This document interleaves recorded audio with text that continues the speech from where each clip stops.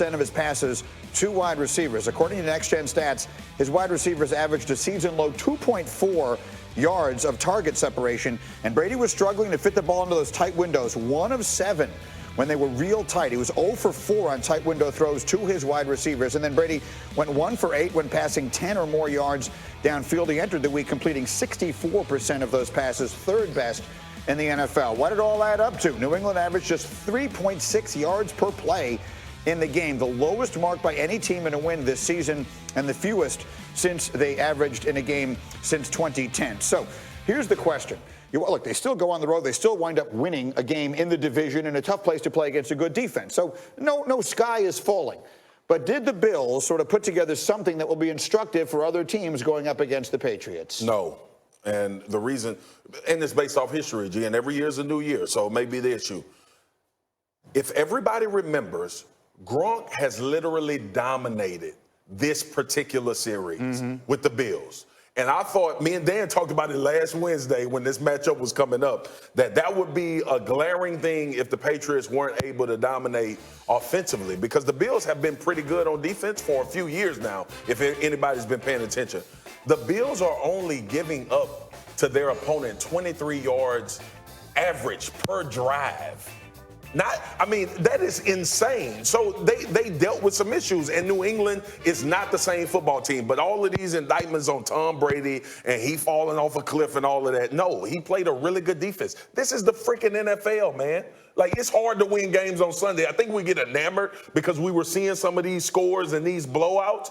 This is really the indication of what this league really is. What'd you see? I saw a team that's missing a lot of weapons on offense.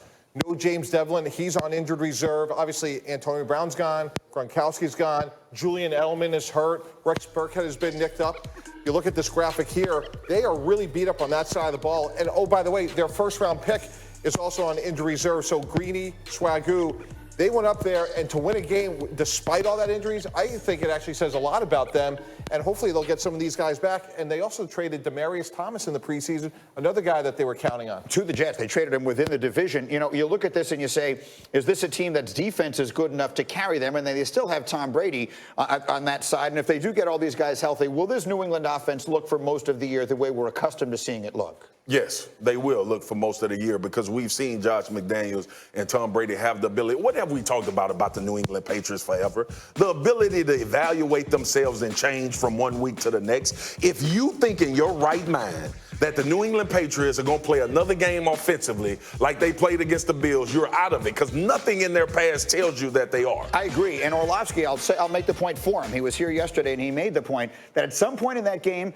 Tom Brady figured out we're not going to beat them offensively, and we don't need to. Our defense is playing so well. They just got very, very safe and didn't take a chance on making a mistake that might cost the team the game. That's Bill Belichick in a nutshell. Sometimes your opponent will lose the game before you ever have to win it. And playing against these guys for 20-plus years, I agree with Swagoo, which is their offense in September is going to look different than it is in December. And it may be a lot of James White and Sony Michel this year. At the end of the day, what did they do? They beat the next best team in their division on the road. There's very little to complain about when you get that done. Elle.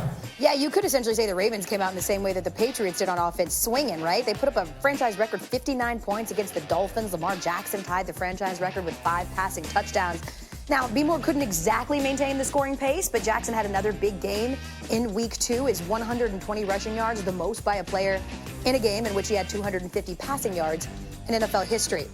In a much-anticipated matchup, the Ravens offense couldn't keep up with Kansas City. Mark Ingram became the 3rd player in Ravens history with 100 rushing yards and 3 rushing touchdowns in a game, but it was noted that Lamar Jackson looked like he was gripping. And then the Ravens' 25 points, not enough to beat the Browns on Sunday. Jackson threw 3 touchdowns for the 2nd time in his career, but he also threw his first 2 interceptions of the season. I do want to kind of shift gears when we talk about the Ravens, because the offense, it'll do what it's going to do. But the defense, you look at that game against the Browns alone, a team that was averaging 16 points a game until Sunday and then puts up a 40 ball. Did we overrate how good the Ravens defense is?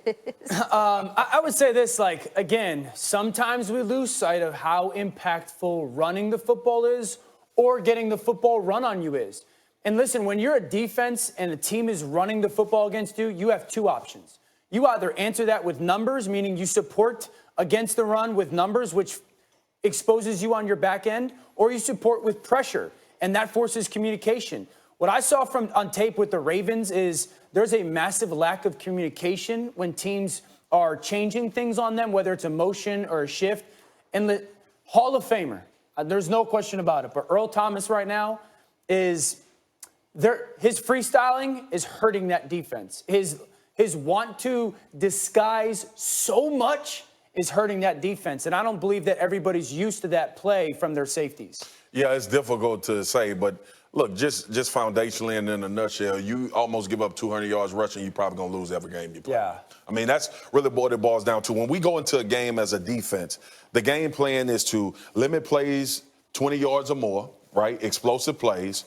And you have to keep teams from running the ball for per average, right? And that's the issue. Like giving up those explosive plays to Nick Chubbs opens up the whole playbook. If you're an offensive coordinator, if you're Freddie Kitchens, and you see your running back just chunking off yards, you know play action is there. You know the deep ball is there. Pretty much anything you want to get to. So, I got to give Freddie Kitchens credit. Like he made this game plan easier for Baker Mayfield and these receivers because Nick Chubb was so heavily involved. And listen, we talked about this though back in March. Like Pittsburgh, the Packers are balling a little bit on defense because of Zadarius Smith, an ex-Raven, C.J. Mosley, ex-Raven, Weddle gone. So they lost not only really good players, but really good leadership. And on their defense as well. Very quickly, any concern about Lamar Jackson's side of the ball? No, my biggest concern with the Ravens is their offensive line right now. There is a distinct difference between when Lamar wants to use play action pass, their offensive line stands up, and defenses can see that and they don't respect it, versus when they run the football. Their offensive line is down and aggressive. So if they want to continue to be a run-first, play-action offense, their offensive line needs to do a better job of making them both look the same. Self-awareness, right? Just like what you just said about the Ravens, that's what Cleveland did after last week. They were self-aware. They made the proper adjustments. I believe Harbaugh is a really good coach. I played for him. They'll self-evaluate and make some changes to what they did. So it seems like, Greeny, we kind of started the fatal flaw tilt here. Let's go even bigger picture. Yeah, because our friend Bill Barnwell did a nice job of that on ESPN.com, wrote about the fatal flaws of some of the best teams in the league, so we thought we would borrow the concept and do our own. Dan Orlovsky, let's start with the Patriots. What is New England's fatal flaw? Becoming predictable, Greeny. That's been their MO for 15-plus years, is you never know what they're going to do. And because of some of the injuries that have become a part of this team with their offensive line and their lack of James Devlin being a part of this team now because of, again, injury, I would say their biggest flaw is, can they become the team that changes what they do every single week and not allow defenses to peg them as they have to drop back because they can't run the football anymore, or they can't be as multiple as they want personnel-wise because they lack that very versatile fullback. Next up is Kansas City. Swegu, what is Kansas City's fatal flaw? Relying on Patrick Mahomes too much. He's accounting for 83% of their offensive production. And I know what people are going to say, you crazy, you do rely on the best player, and he's the quarterback. It goes to the other side of the ball. They're going to have to give Pat Mahomes some ability to just play regular football. We're used to him being Superman, but there'll be some games when Pat Mahomes needs to methodically take the Chiefs down the field, and he needs that help from the rest of his team. The Dallas Cowboys are our next stop. Mike Tannenbaum, what is their fatal flaw? When Dak Prescott is limited to staying in the pocket, the New Orleans Saints exposed it the other night. He completes % of his passes to wide receivers. According to Next Gen Stats, his wide receivers averaged a season-low 2.4 yards of target separation, and Brady was struggling to fit the ball into those tight windows, 1 of 7 when they were real tight. He was 0 for 4 on tight window throws to his wide receivers. And then Brady went 1 for 8 when passing 10 or more yards downfield. He entered the week completing 64% of those passes, third best in the NFL. What did it all add up to? New England averaged just 3.6 yards per play in the game, the lowest mark by any team in a win this season and the fewest since they averaged in a game since 2010. So here's the question. Look, they still go on the road. They still wind up winning a game in the division in a tough place to play against a good defense. So no sky is falling. But did the Bills sort of put together something that will be instructive for other teams going up against the Patriots? No.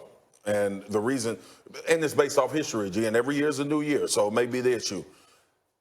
If everybody remembers, Gronk has literally dominated this particular series with the Bills. And I thought, me and Dan talked about it last Wednesday when this matchup was coming up, that would be a glaring thing if the Patriots weren't able to dominate offensively, because the Bills have been pretty good on defense for a few